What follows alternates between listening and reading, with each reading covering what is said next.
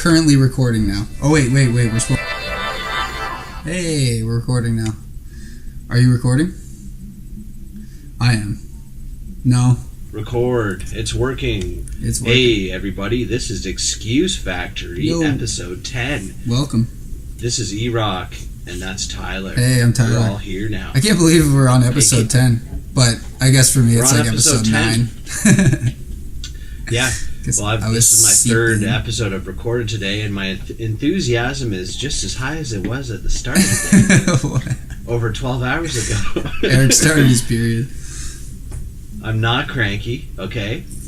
I'm just hanging out with my good pal, Scrawny Depp. Yo. I'm looking at you. You're looking at me. We're looking into each other's eyes. We're sharing secrets. We're talking about stuff. Yeah, totally. It's everything that you want in a podcast. Yeah, it's our audio biography diary. It is an audio biography, baby. Mm-hmm. Tyler, I wanted to open up just real strong with some just bitterness and hatred. As you know, I like to bring into the mix in any scenario. Yeah. What's the deal with millennials and not using words in their songs? So you know how you turn on the radio and it's like whoa whoa whoa. Yeah, I do. Whoa. It's just emotion. Whoa. Just emotion. Or it's like I heard a thing on the CBC. They're actually talking about it. They called it the millennial whoop. Really? How, that's in all these awesome. songs, it's just like you go, whoa. Yeah, I don't know why. I don't know. There's no lyrics anymore. It's just the music. It's like, oh my god, that person has a beautiful voice. They have the best voice, and that's why all those fucking shows like X Factor and fucking I can't even think of the name of it now. America's Got Talent. Like people who sing on America's Got Talent and win. Like that's not fair. Yeah, well, those those award shows that kind of the whole premise. Dre and I were kind of talking about this a little bit, but they're rewarding. Their whole thing is they're celebrating mediocrity. It's just I'm looking at my show notes and and just sidebar. Lindsay's laughing, but she's watching TV on her phone. We're not that funny. She's not laughing at us. I know, but it makes me feel like I'm funnier. So no, it feels like it's like, man, we're killing it. Our one audience. No, I put the heading because you know how we do getting organized for the show. I put the heading as karaoke culture obliteration. It's what I called this because I feel like that's all it is. It's so we have a show that's just basically we're rewarding people that compete to learn how to sing other people's songs. Yeah. So we judge them, and then we go to bars and we shout at bar bands to play other people's songs. Yeah. We go to the movie theaters to watch actors make the movies that were already made in the 80s. Yeah. And early 90s, and we're just in this you're old enough to remember when you would make dubs of a tape, yep. Where you throw a little scotch tape over the cassette. You could tape over something and then tape something on it that was from another tape. Yeah. But every time you dub it, if you don't do it on a quality deck, the quality drops and it gets lesser and weaker. Yeah, and you could hear that. You could hear that when you download it from LimeWire, certain songs. And that listeners, is what we call a metaphor. Metaphor for sucking. That. It's a literary device. We're just flexing our brains. There's nothing I like better than going to a pub concert, at a little bar or something like that. Usually the punk ones are fun as fuck, but when they just play originals, I kind of get turned off when I hear, bam bam bam bam bam bam bam bam bam, and everybody thinks it's this song, and you're this song. The song that I've heard at countless jobs that I didn't want to be at. Yeah. And it just reminds me of being chained to a chair or a factory line. When I worked at Tim Hortons, they always played that CeeLo Green, is that his name? I remember when I remember when I lost my mind. There was something I figured about that. I feel like I know every fucking word to that song because I'd be sitting there like sweeping the floor at this Tim Hortons that didn't really have many customers. Believe it or not, in Trenton, not that many customers at Tim Hortons. I don't believe that. That's like the hub of Trenton is a Timmy's, isn't it? When people put on but it wasn't pajamas, that Tim Hortons. It was the base Tim Hortons. They roll together. They pick up cigarette butts and light them up. And walk on over to get like a double. You know what I notice when I see people wearing pajama pants? I don't see it here. Not in BC, really. It's like rare. It's like usually homeless people, unfortunately. But you know what I notice when I see like Trenton people wearing pajama pants, especially the girls with those pink ones or the white ones, is the tearing on the heels from wearing them outside. You know what I mean? You can see like you know, and like you would wear your jeans so they got all ripped in the back, like you just drag them, so they got that cool rip. I just look for that. I'm like, those are your everyday pants, aren't they? Because they're like all ripped and torn on the heel. It's like I walk miles in these fucking pajama pants. That's the artist eye right there. Yeah, I can't help it. And it's so good. It's so good. Hey man, that's our karaoke culture, where if the things that kind of the stories we tell about ourselves and listen to and watch and consume are just copy of a copy of a copy, then well, everything's why bother been done. even pretending that we're not just sleepwalking? Why don't you just wear your pajamas? Yeah, pretty much. I do feel that. I'm sure you feel that. Like when we collaborate on this, but we're collaborating on. Oh shit! Can you still hear me? Yeah, we good. Yeah, my Wi-Fi is shitty. No problem. But like I forget when we're like writing or making music, it's like nothing I'm doing is 100% original, but at least I'm trying. No, it never is. to delve like. You try to combine like the stuff that exists and put a new spin on it. Or just, you know what you notice though is even if it is fairly original, there's always going to be somebody like, yo, that's like you sound like Nirvana mixed with, I don't know, fucking the Misfits or something really, really random. But they would know what you sounded like if you played those couple chords. You know what I'm saying? Sure. And it's just but like sounding some like people is be like, oh, they're just like trying to. But be if this it's just person. straight up like jacking something, no, like that. What's that song by? What was I gonna say? Ed Sheeran. I have for mine? Oh yeah, Ed Sheeran. You're gonna like this, oh. Tyler. You're gonna like this one, and I didn't explain it to you very well in writing, and I hope to perplex our listeners. Dude, I couldn't find the email, so bring it. No, that's good because you're gonna have a fresh reaction to this. Bring it. So, okay, so we're talking about Macklemore. Yeah. He helped repopularize the Nazi haircut. Helps. But that's I'm not going after his hairdo. That's silly. Yeah. The Tattoo Society kind of went back to that Nazi haircut thing. But I kind of have a fresh take on Macklemore. A lot of people there's a lot of things you could say about him. Some people think he's a champion for like the LGBTQ, like queer peeps. Yeah. And which is nothing wrong there. Nope. But I a lot of people like to. There's this huge division on the internet and in our culture.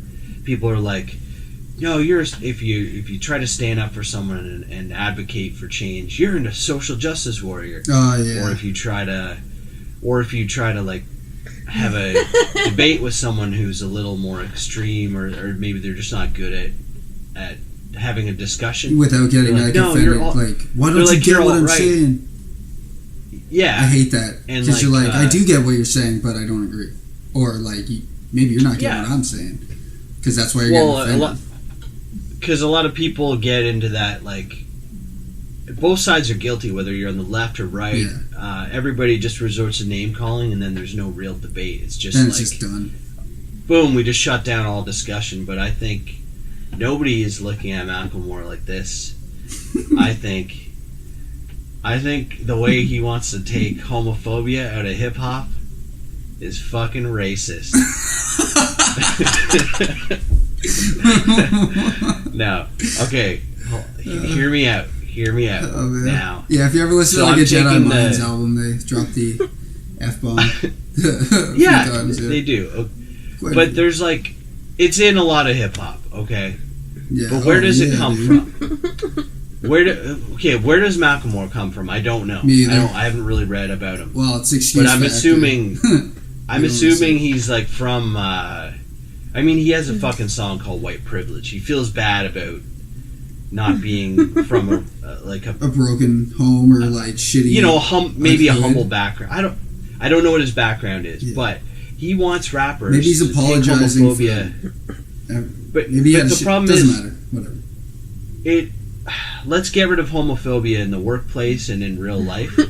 But in the cultural space, there's people who come from poverty where this whole idea of like the etiquette we have where we have to respect one another, you know, you can't use slurs and all that. I'm on board for that. But if you come from poverty and you didn't like grow up reading books or go to university or everybody around you was like or have like or have gay friends or where it's like pretty normal to see like people who are different and those are the people you grow up with and that's what you know, right?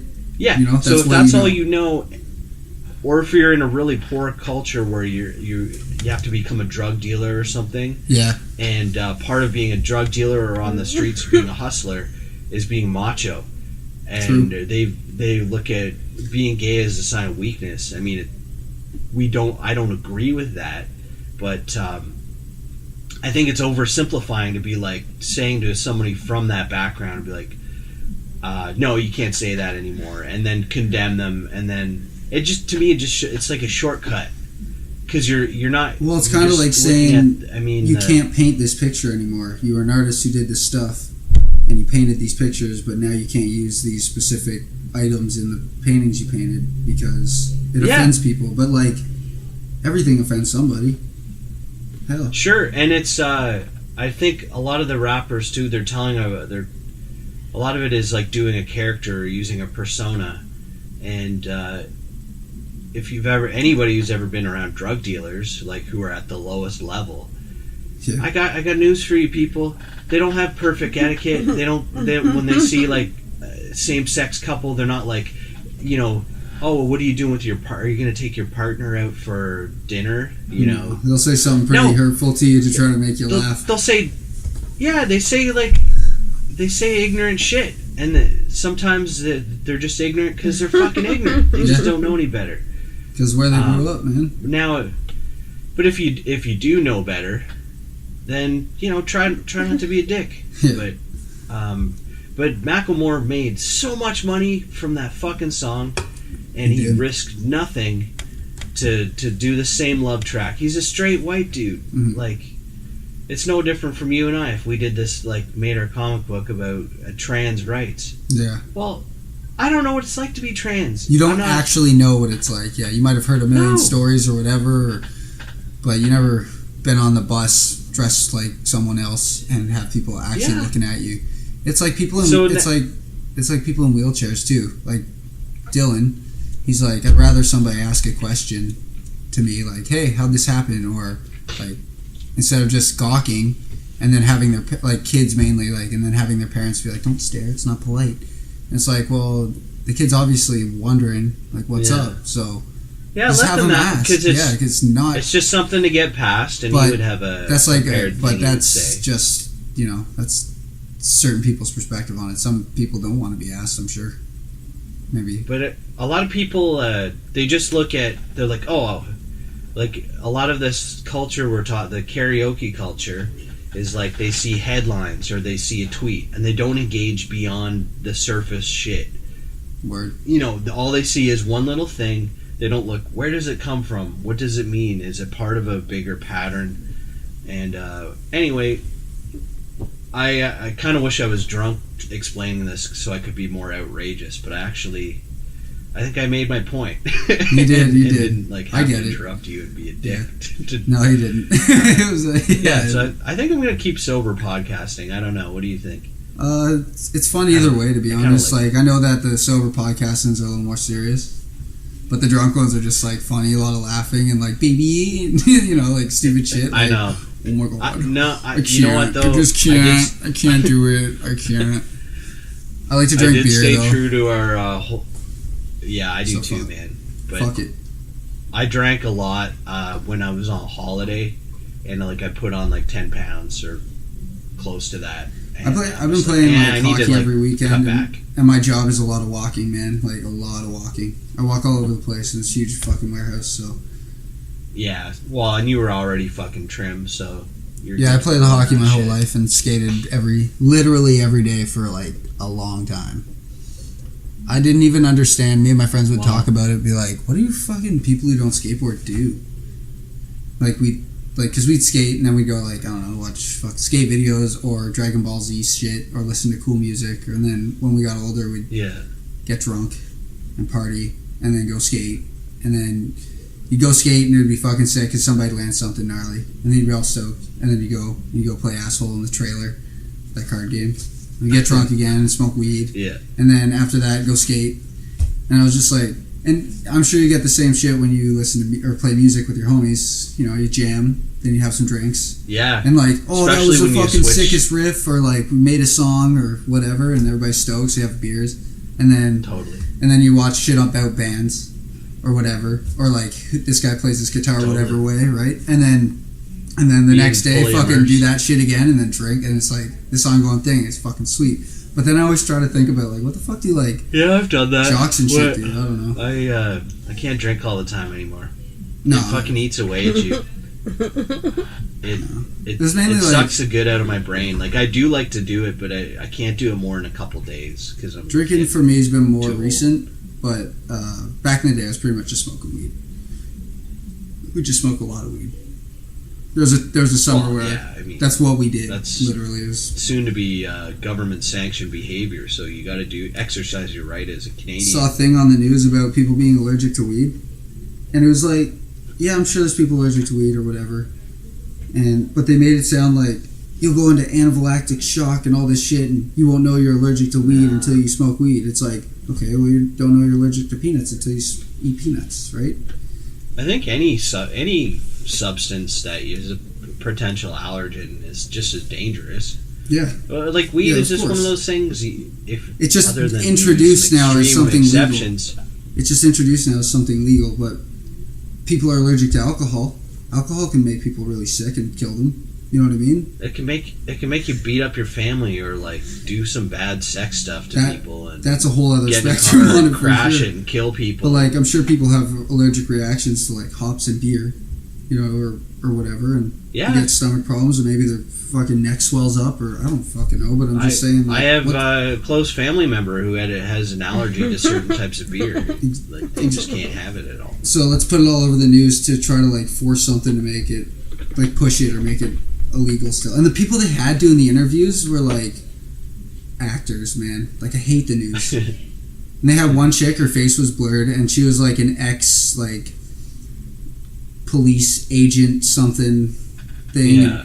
She's like, I smoked it and I nearly died and blah blah blah. And whatever. It's like, no, and maybe you did, but like there's people who ate peanuts. I'm sure they're real people. They handpick certain types of people because to match the narrative they're trying to push with like an editorial. Yeah. Like the first person they interviewed was a black dude. If that means anything. I don't know. I don't know. But it just seems so fucking whitewashed news to me. It was just really what? Have you ever heard of insect politics? Neither have I.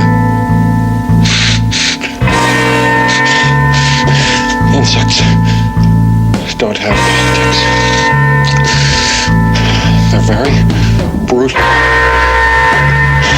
No compassion. No compromise.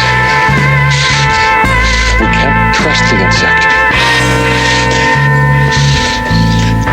I'd like to become the first insect politician. You see, I'd like to, but I'm afraid. I don't know what you're trying to say.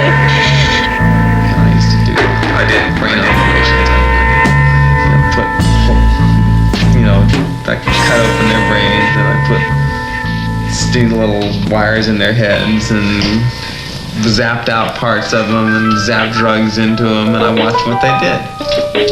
I did a lot of that.